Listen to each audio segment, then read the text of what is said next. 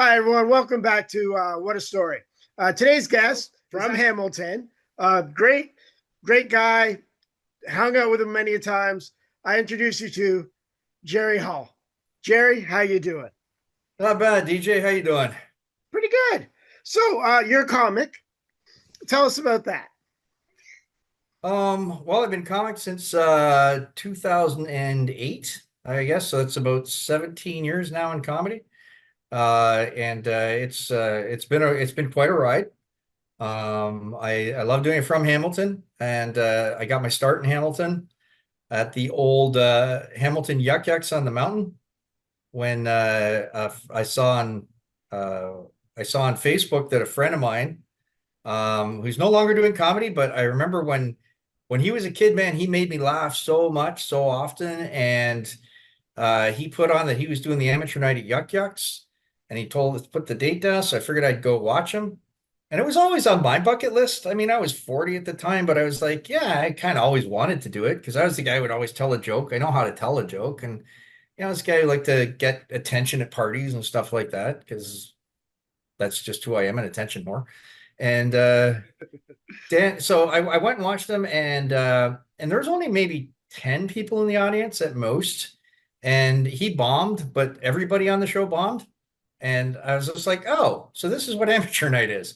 I'd like to do that. I'd like to get it off my bucket list and go up there. And then, if I bomb like everybody else bombs, I'll have a beer in the back after and laugh about it. And I can say, hey, I did it.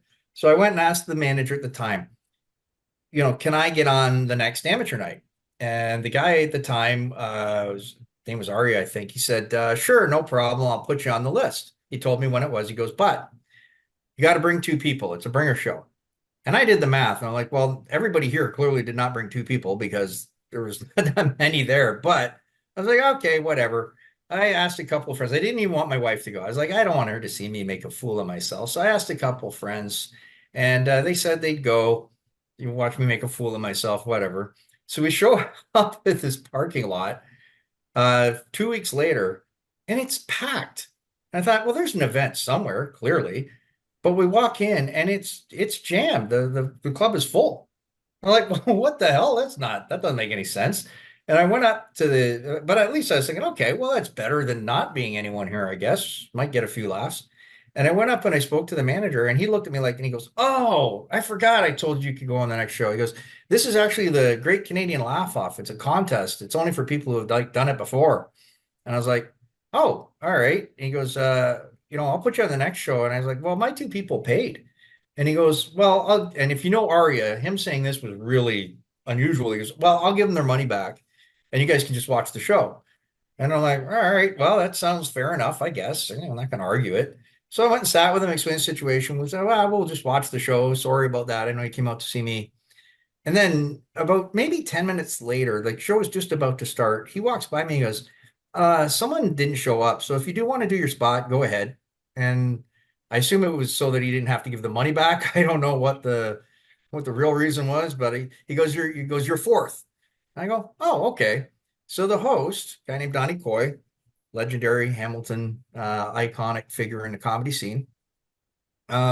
He does his time, announces the first person they went up, and then after that, he calls my name. And like, I don't care what math you use, that's not fourth. I don't care if you include the host or not. That there's no way does that work out to be fourth. So I wasn't even in the right spot. I was still sitting with my friends. So I like went up the wrong way onto the stage. Like it wasn't even where the stairs were. And I don't know if it was just adrenaline or whatever, but I mean, my jokes were hitting. I mean, I look back on them now, and they were really cheesy, but they're hitting. And so I was happy. I got off the stage. I felt good. I got some laughs. I was like, yeah, that felt real good. And then when they announced it, I didn't know I was even though in the contest. I thought like I'm just like a guest spot or something like that. And then when they announced the winners at the end, I was the winner.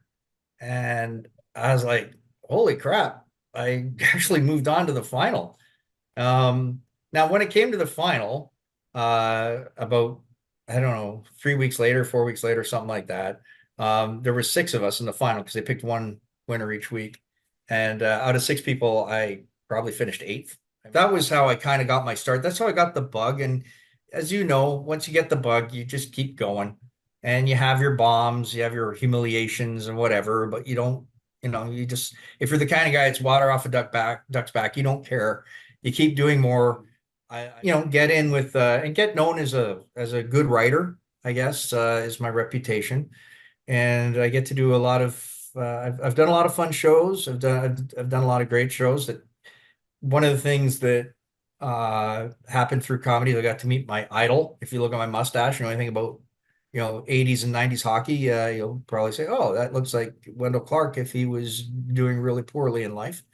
But so I got but I got to meet actually Wendell Clark at Yuck Yucks in Vaughan, which I don't think is still there.